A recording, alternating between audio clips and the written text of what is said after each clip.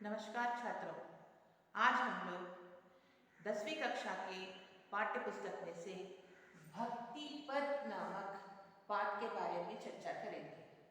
भक्ति पद में हम लोग दो कवियों के बारे में पाठ पढ़ेंगे। उनमें हैं एक रैदास और दूसरे हैं मीराबाई। रैदास के बारे में बातचीत करने पर रैदास एक ज्ञान भक्ति शाखा के यानी ज्ञान मार्गी शाखा के प्रमुख कवि माने जाते हैं। उस शाखा में ज्ञान मार्गी शाखा में ज़्यादातर कवि निम्न जाति के हैं, इसीलिए वे लोग कोई भी जाति पांति के बारे में बातचीत नहीं करते हैं, उसे मानते भी नहीं हैं। इसीलिए रैदास भी उसमें से एक प्रमुख कवि माना जाता है। कबीरदास जी इस शाखा के बहुत ही उच्च कोटि के कवि हैं, तो उसी शाखा के कवि हैं रैदास। तो आज हम लोग रैदास के बारे में बातचीत करेंगे। रैदास के बारे में बातचीत करने से पहले उनका एक चित्र मैं आपको बताना चाहती हूँ। ये है हमारे आज के कवि, यानी जिनके बारे में आज हम लोग चर्चा कर रहे हैं, पाठ पढ़ रहे हैं, वह कवि है रैदास। यह रैदास है, तो इनके बारे में पहले हम लोग थोड़ा बहुत परिचय जानेंगे। तो रैदास के बारे में परिचय देखिए यहाँ पर। कवि रैदास ज्ञान मार्गी शाखा के प्रमुख कवि हैं। वे चमार जाति के हैं, यानी चमार जाति यानी जो चप्पल जूते बनाते हैं उन्हें चमार कहते हैं, जो घरेलू उद्योग में हम लोग पढ़ चुके हैं। तो उसी प्रकार चमार जाति के हैं रैदास, और इनका जीवन काल 1482 से लेकर सन 1523 तक माना जाता है, यानी 1523 तक माना जाता है। तो इनकी माता का नाम कर्मा देवी और पिता राघव, यानी इन्हें रघु बोल करके कहा जाता है। मीराबाई इन्हें अपना गुरु मानती है। तो इनके रचनाएं हम लोगों को गुरु नानक के जो गुरु ग्रंथ साहिब बोल के कहते हैं, उनके रचनाओं में इनके कुछ दोहे उनमें संकलित करके रखा गया है। तो उनके बारे में या उनके दोहों के बारे में आज हम लोग थोड़ी बहुत चर्चा करेंगे। तो यहाँ पर देखिए बच्चों, यहाँ पर कविता उनके दोहे दिया गया है। रैदास के दोहे यहाँ पर दिया गया है। एक बार उन्हें मैं पढ़ के बताऊंगी, ध्यान से सुनिएगा। प्रभु जी तुम चंदन हम पानी, जाकी अंग अंग बास समानी। प्रभु जी तुम घन बन हम मोरा, जैसे चितवही चंद्र चकोरा। प्रभु जी तुम दीपक हम बाती, जाकी ज्योति बरई दिन राती। प्रभु जी तुम मोती हम धागा, जैसे सोनहि मिलत सुहागा। प्रभु जी तुम स्वामी हम दासा, ऐसी भक्ति करे रैदासा। इसे एक बार देखिए छात्रों, मैं गा के बताना चाहती हूँ आपको, मैं ध्यान दीजिए। प्रभु जी तुम चंदन हम पानी पानी, जाकी अंग अंग बास समानी, जाकी अंग अंग बास समानी। प्रभु जी तुम घन बन हम मोरा मोरा, जैसे चितवही चंद्र चकोरा, जैसे चितवही चंद्र चकोरा। प्रभु जी तुम दीपक हम बाती बाती, जाकी ज्योति बरई दिन राती, जाकी ज्योति बरई दिन राती। प्रभु जी तुम मोती हम धागा धागा, जैसे सोनहि मिलत सुहागा, जैसे सोनहि मिलत सुहागा। प्रभु जी तुम स्वामी हम दासा दासा, ऐसी भक्ति करे रैदासा, ऐसी भक्ति करे रैदासा। तो छात्रों, इस दोहे दोहे को रागयुक्त गाने से बहुत ही अच्छा लगेगा। कोशिश करिए कि आप भी इसी प्रकार पढ़ने की। तो ध्यान दीजिए, इस दोहे में, इन दोहों में हमें नए नए शब्द जो मिलेंगे, कठिन शब्द मिलेंगे, उसके शब्दार्थ के बारे में एक बार ध्यान देंगे। तो यहाँ पर देखिए, जो शब्दार्थ मैंने यहाँ पे लिखी है, ध्यान दीजिए। पहला शब्द है बास। बास यानी सुगंध होता है, स्मेल होता है। दूसरा है समानी, यानी बसी हुई, शरीर के ऊपर समा जाना। కలిసిపోవడము, శరీరం పైన కలిసిపోవడం, శరీరంలో కలిసిపోవడము। तीसरा है घन।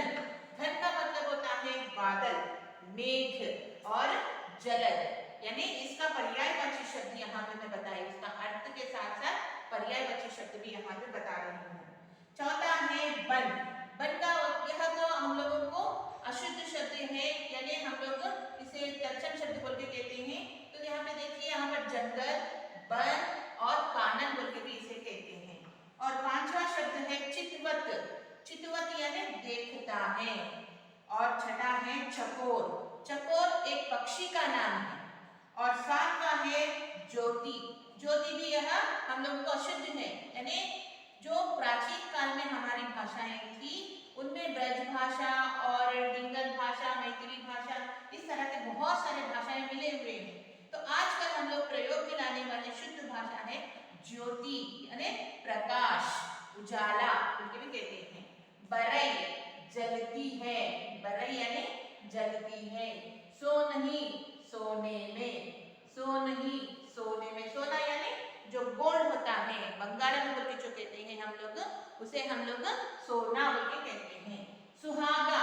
सुहागा यानी सोने को शुद्ध करने के लिए जो सुनार लोग होते हैं, सुनार यानी जो ऑर्नामेंट्स, जो सोने की चीजें बनाते हैं, जैसे कि हार हो यानी बालियां हो, और कुछ चीजें जो होते हैं जो औरतें पहनते हैं, उसे हम लोग सोने से बनाते हैं, उसे जेवर कहते हैं, यानी उसे हम लोग आभरण, आभूषण बोल के भी कहते हैं। तो वैसे बनाने वाले को हम लोग सुनार कहते हैं। तो सुनार क्या करता है, सोने को शुद्ध करने के लिए सुहागा बोलने वाला एक पदार्थ को मिलाता रहता है, और उसे मिलाकर वो जलाने पर वह सोना शुद्ध बन जाता है। तो उसे हम लोग, जो मिलाने वाला पदार्थ होता है, उसे हम लोग सुहागा बोल के कहते हैं। तो यहाँ पर सुहागा यानी सोने को शुद्ध करने वाला पदार्थ को हम लोग कहते हैं। तो देखिए, अब हम लोग पाठ में आ जाएंगे, पाठ को समझाएंगे एक बार। ध्यान दीजिए, पहले से पहला जो हम लोग दोहा बोले हैं, उसे एक बार पद के बारे में ध्यान दीजिए। प्रभु जी तुम चंदन हम पानी, जाकी अंग अंग बास समानी। यानी यहाँ पे रैदास, रैदास का और एक नाम है रविदास, यानी रविदास का है या रैदास, दोनों भी एक ही है।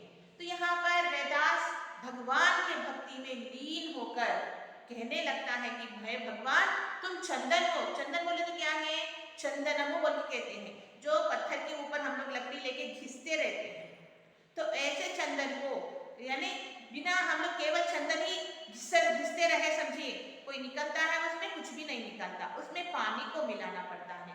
पानी को मिलाकर पत्थर के ऊपर उसे घिसने पर ही उसमें से लेप निकलता है।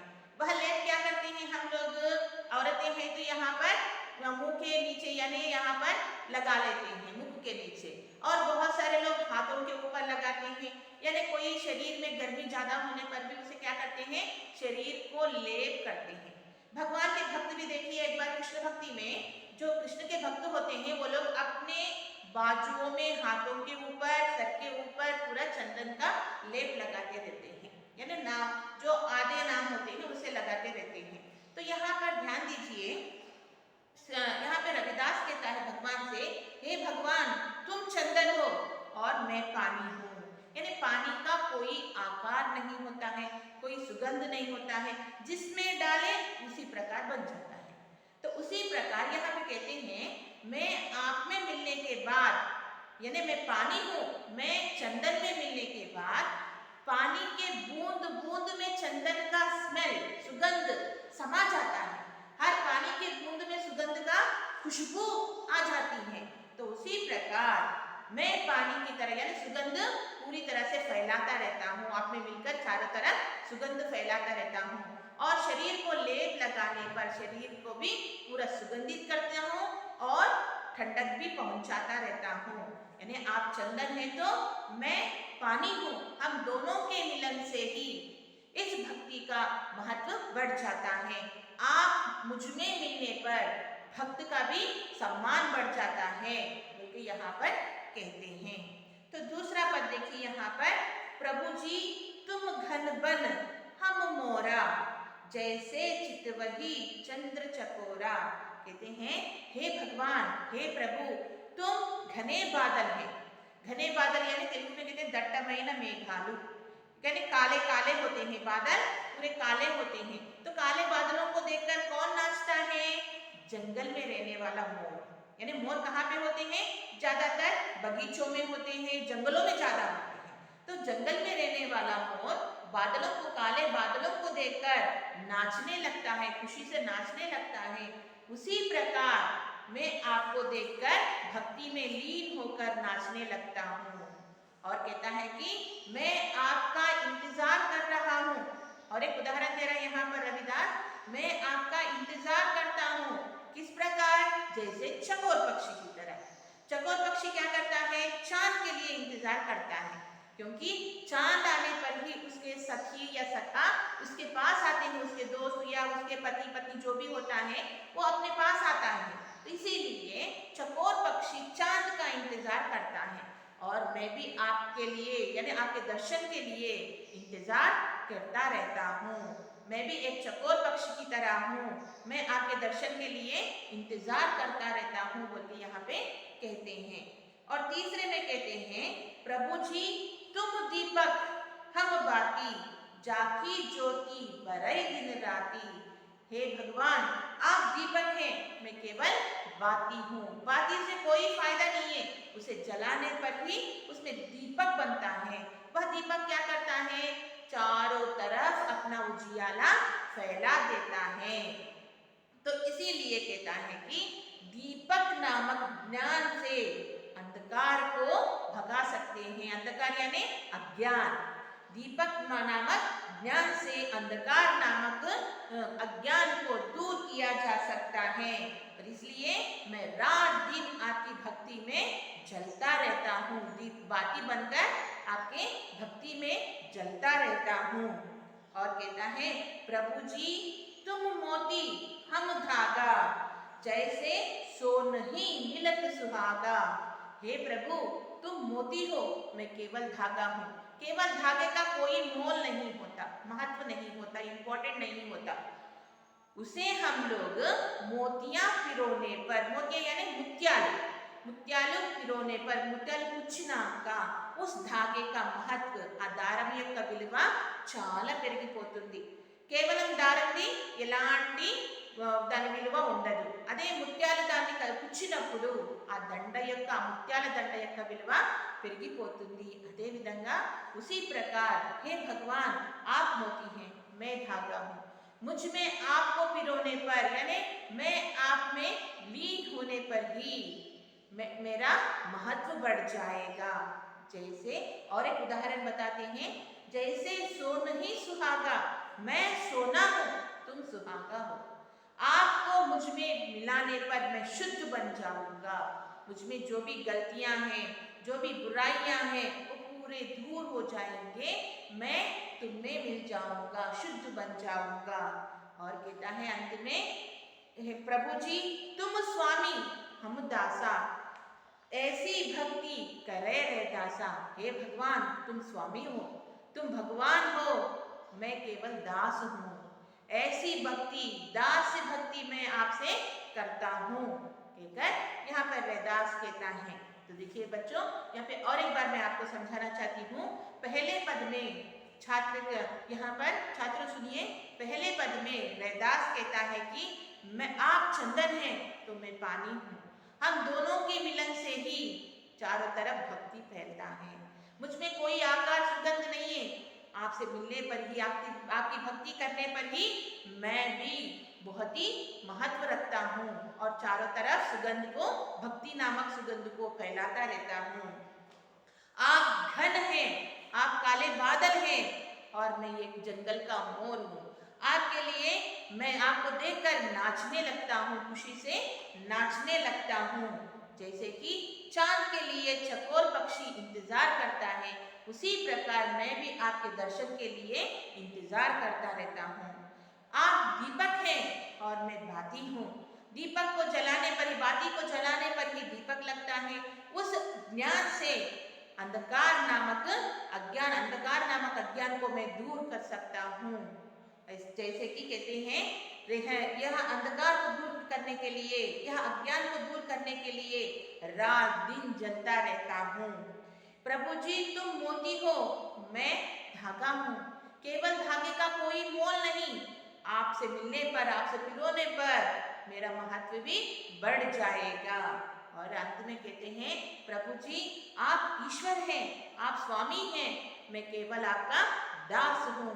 ऐसी दास्य भक्ति से मैं आपका उपासना करता हूँ कहकर क्या कहता है रैदास, यहाँ पर सबको समझाता है। धन्यवाद।